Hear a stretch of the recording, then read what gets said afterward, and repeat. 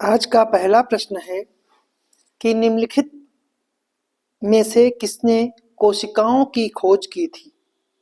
Option है Robert Hooke, Leeuwenhoek, Felix डुजार्डिन या फिर जेई पुरकिंजे। तो इसका जो सही आंसर है वो आपका है ए ऑप्शन रॉबर्ट हुक। क्योंकि जीव के लिए कोशिका ही मूलभूत से संरचनात्मक और क्रियात्मक इकाई होती है। सभी जीवधारी कोशिकाओं से बने होते हैं। इनमें से कुछ जीव एक कोशिका से बने होते हैं जिन्हें एक कोशिकी कहते हैं, और जबकि दूसरे जो अनेक कोशिकाओं से मिलते हैं उन्हें बहुकोशिकीय जीव कहते हैं। कोशिका की सबसे पहले खोज रॉबर्ट हुक ने 1965 में की थी और बताया कि कोशिका जीवन रक्षक पदार्थों से बनी है। ठीक है, कोशिका जो है वो जीवन रक्षक बनी है। लीवेनहॉक ने पहली बार कोशिका को देखा और इसका वर्णन किया। बाद में रॉबर्ट ब्राउन ने केंद्रक की खोज की थी। स्लाइडन और स्वान ने संयुक्त रूप से कोशिका सिद्धांत को प्रतिपादित किया, लेकिन वो इस सिद्धांत में यह बताने में असफल रहे कि नई कोशिकाओं का निर्माण कैसे होता है। पहली बार रोडोल्फ विर्चो ने 1855 में उन्होंने बताया कि कोशिका विभाजित होती है और नई कोशिकाओं का निर्माण पूर्व स्थित कोशिकाओं के विभाजन से होता है। अगला प्रश्न है कि सूचीबद्ध सूचियों को सुमेलित करना है जिसमें मानवीय बीमारियां उनके कारक जीव हैं, जिसमें एथलीट फुट, दाद, अस्थमा और मेनिंजाइटिस जैसे रोग हैं। तो एथलीट फुट जो है वो टेनिया पेडिस के कारण होता है। दाद जो है ट्राइकोफाइटान के कारण होता है। अस्थमा जो है एस्परगिलस फ्यूमिगेटस के कारण होता है, और मेनिंजाइटिस जो है वो क्रिप्टोकोकस नियोफॉर्मस के कारण होता है। कुछ और जैसे कि गंजापन की बात करें तो टीनिया कैपिटिस के कारण होता है। खुजली की बात करें तो इकायरस इसके बीज के कारण होता है। तो इसका सही जो आंसर है वो आपका है सी ऑप्शन। अगला प्रश्न है कि निम्नलिखित में से कौन सा सुमेलन नहीं है। परागण के आपसे तरीके से बताना है कि एनीमोफिलस वायु के द्वारा, मैलाकोफिलस कीट के द्वारा, हाइड्रोफिलस जल के द्वारा, अनर्थोफिलस पक्षी के द्वारा। तो जो इसका सही जो आंसर है वो आपका है बी ऑप्शन, जो सुमेलित नहीं है। क्योंकि मैलाफिलस जो है वो कीट के द्वारा नहीं, मैलाफिलस जो है वो सीपियों के द्वारा होता है, ना कि कीट के द्वारा। इसीलिए सही आंसर जो है वो बी ऑप्शन है। बाकी जो है सही सुमेलित है। अगला प्रश्न है निम्नलिखित में से किसे मास्टर ग्रंथि कहा जाता है। पिट्यूटरी ग्रंथि, यकृत, पिनियल ग्रंथि और थायराइड ग्रंथि। तो जिसका सही जो आंसर है वो आपका है ए ऑप्शन, पिट्यूटरी ग्रंथि।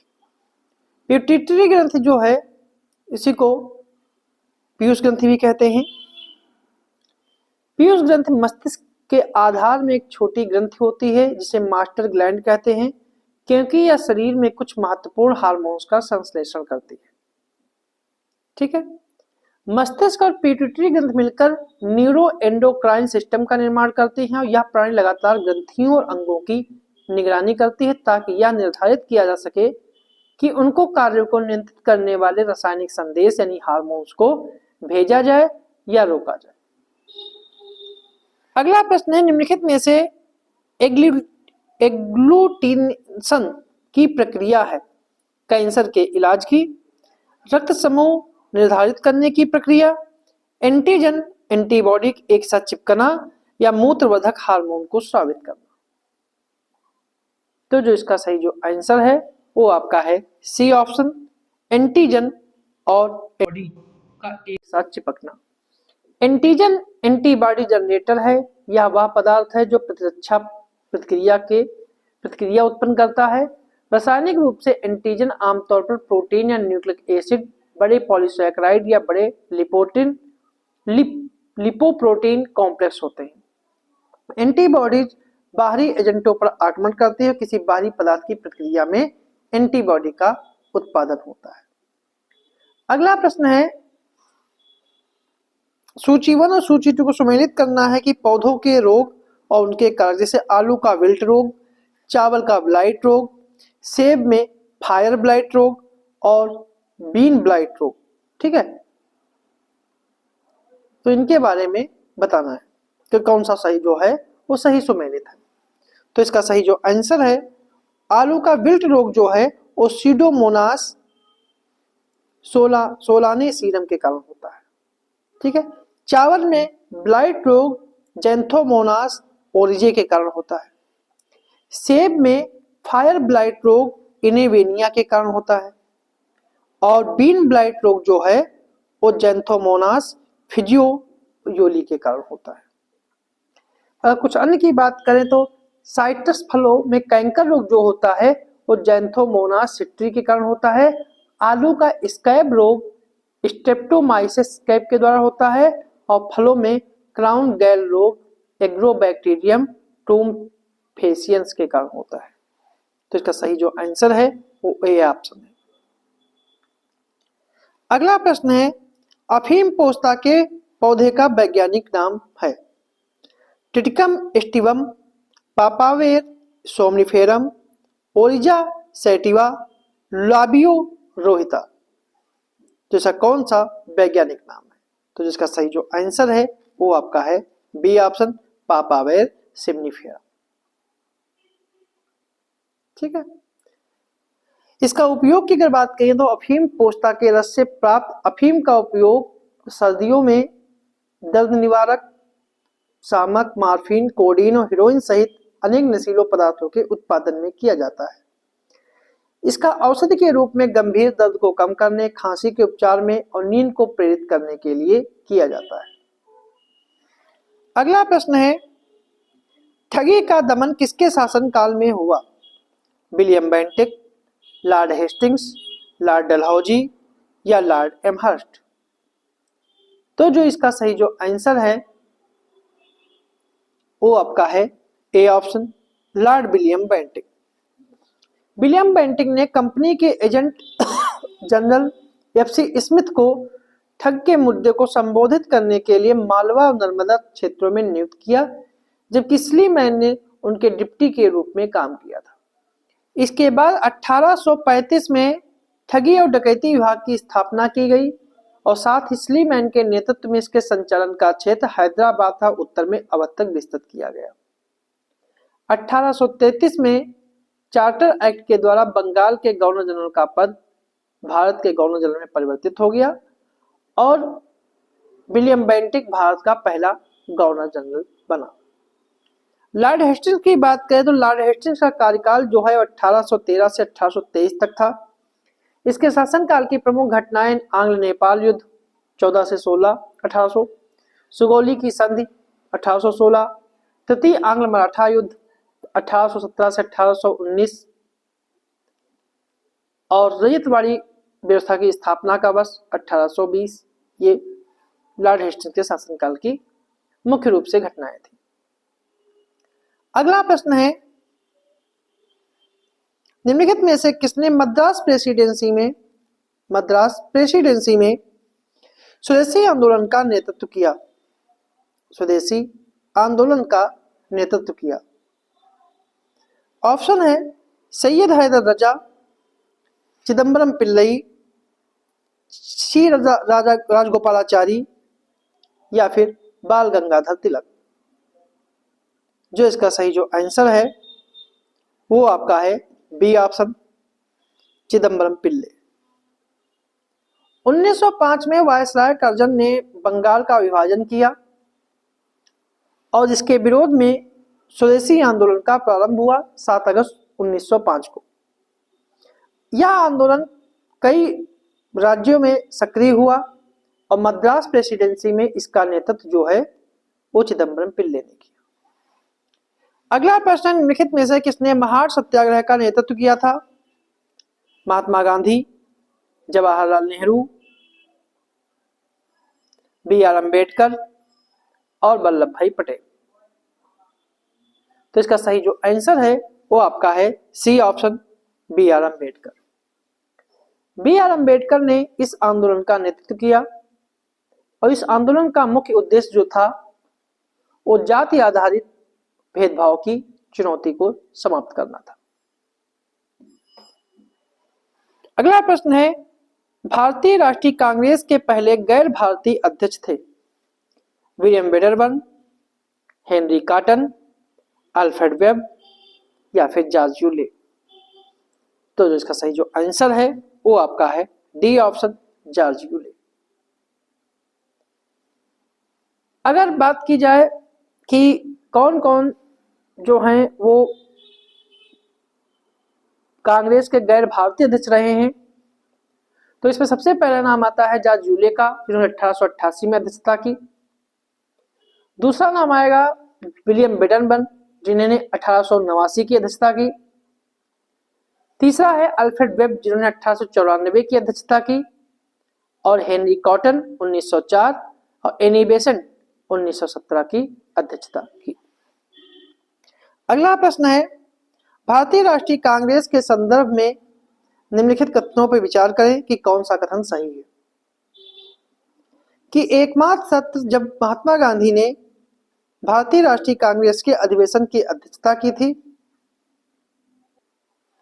वह बेलगाम में आयोजित किया गया था। सरोजिनी नायडू भारतीय राष्ट्रीय कांग्रेस की अध्यक्ष बनने वाली पहली भारतीय महिला थी। तो कौन सा कथन सही है? केवल एक, केवल दो, दोनों या फिर दोनों नहीं? तो जो इसका सही जो आंसर है वो आपका है सी ऑप्शन, इसके दोनों कथन जो हैं वो पूर्णतया सही। ठीक है। अगला प्रश्न है कि निम्नलिखित में से प्रथम व्यक्तिगत सत्याग्रही के रूप में नामांकित किया गया था?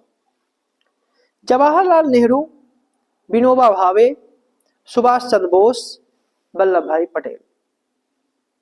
वल्लभ भाई पटेल। तो जिसका सही जो आंसर है वो आपका है बी ऑप्शन, विनोबा भावे। गांधी जी के द्वारा औपचारिक रूप से 17 अक्टूबर 1940 को व्यक्तिगत सत्याग्रह शुरू किया गया। पहले और दूसरे सत्याग्रही विनोबा भावे और जवाहरलाल नेहरू को नामांकित किया गया था।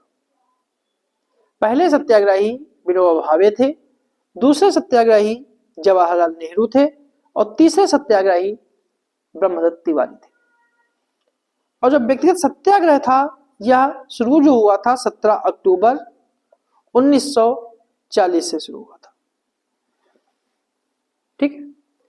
और 1740 को शुरू हुआ था और महाराष्ट्र के पवनार आश्रम से शुरू हुआ था। अगला प्रश्न है, निम्नलिखित संधियों का पर विचार कीजिए और इन्हें आरंभ से अंतिम तक सही कार्यक्रम के रूप में व्यवस्थित कीजिए। मद्रास की संधि, सालबाई की संधि, एक्सला-सैपल की संधि और बेसिन की संधि। तो इसको कूट के आधार पर चयनित करना है। तो जो मद्रास की संधि हुई थी ये 1700, मद्रास की जो संधि हुई थी ये 1769 में हुई थी, जिसमें हैदर अली और अंग्रेजों के बीच हुई थी, जिसमें हैदर अली ने अंग्रेजों को संधि करने के लिए मजबूर किया था, जिसे जो प्रथम आंग्ल मैसूर युद्ध के परिणाम स्वरूप हुई थी। सालबाई की संधि जो है वो 1782 में हुई थी और यह संधि जो है प्रथम आंग्ल मराठा के युद्ध के बाद शांति स्थापित करने के फलस्वरूप हुई थी। अगर एक्सला-सैपल की बात करें तो 1748 में यह संधि हुई थी अंग्रेजों और कर्नाटक युद्ध में अंग्रेजों और फ्रांसीसियों के बीच।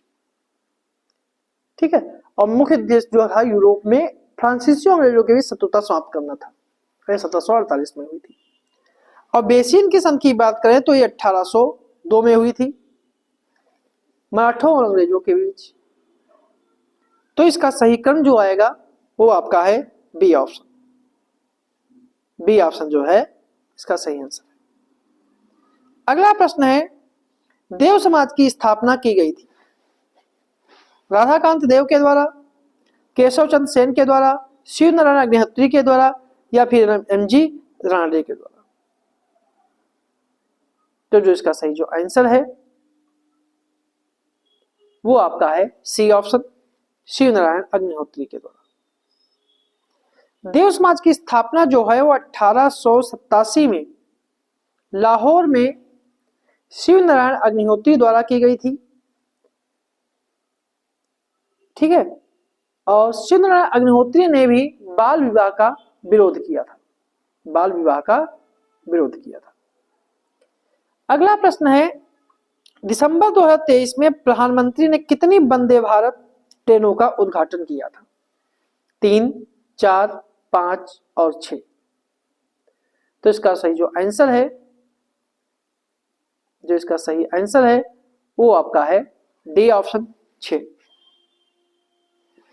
जिसमें Katra Nai Delhi express Vande Bharat express, Amritsar Delhi Vande Bharat express, Coimbatore to Bangalore Vande Bharat express, Mangalore to Madgaon Vande Bharat express, Jalna to Mumbai Vande Bharat express, Ayodhya to Anand Vihar terminal Vande Bharat express. अगला प्रश्न है, गदर पार्टी का मुख्यालय था वैंकूवर, सैन फ्रांसिस्को, लंदन या फिर दिल्ली? तो जो इसका सही जो आंसर है वो आपका है बी ऑप्शन, सैन फ्रांसिस्को, क्योंकि गदर पार्टी एक भारतीय क्रांतिकारी संगठन था जिसका उद्देश्य भारत को ब्रिटिश शासन से मुक्त कराना था। पार्टी का गठन 1913 में संयुक्त राज्य अमेरिका में प्रवासी भारतीय, जिसमें अधिकतर पंजाबी लोग शामिल थे। ठीक है, पार्टी की स्थापना लाला हरदयाल के नेतृत्व में प्रशांत तट के हिंदी एसोसिएशन के रूप में की गई थी, जिसके अध्यक्ष बाबा सोहन सिंह भाकना थे। 1913 में सैन फ्रांसिस्को में अपने मुख्यालय युगांतर आश्रम से अपनी पत्रिका गदर शुरू करने के बाद यह गदर पार्टी के नाम से लोकप्रिय हो गई, इसलिए इसका बी ऑप्शन जो है सही है। अगला प्रश्न है, जब भारत को आजादी प्राप्त हुई उस समय भारत के राष्ट्रीय कांग्रेस के अध्यक्ष कौन थे? जवाहरलाल नेहरू, मौलाना अबुल कलाम आजाद, जेबी कृपलानी या फिर पट्टाभी सीतारामैया? तो जो इसका सही जो आंसर है वो आपका है सी ऑप्शन, जेबी कृपलानी। 1947 में जब भारत को आजादी प्राप्त हुई थी तब आचार्य जेबी कृपलानी भारतीय राष्ट्रीय कांग्रेस के अध्यक्ष थे। मौलाना अबुल कलाम आजाद 1940 से लेकर 1945 तक कांग्रेस के अध्यक्ष रहे।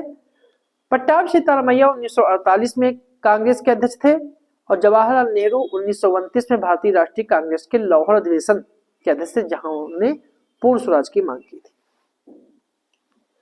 अगला प्रश्न है कि सुभाष चंद्र बोस के बारे में निम्नलिखित में से कौन सा कथन सही नहीं है? कि 1923 में उन्होंने अखिल भारतीय युवा कांग्रेस का अध्यक्ष चुना गया। 1919 में बोस को भारतीय सिविल सेवा की परीक्षा में चुना गया। 1930 में वो कलकत्ता के मेयर चुने गए। 1931 में गांधी इरविन समझौते का समर्थन किया। तो इसका कौन सा कथन जो है सही नहीं है? तो इसका सही जो आंसर है वो आपका है डी ऑप्शन। उन्होंने 1931 में गांधी इरविन समझौते का समर्थन किया, यही जो है वो गलत है।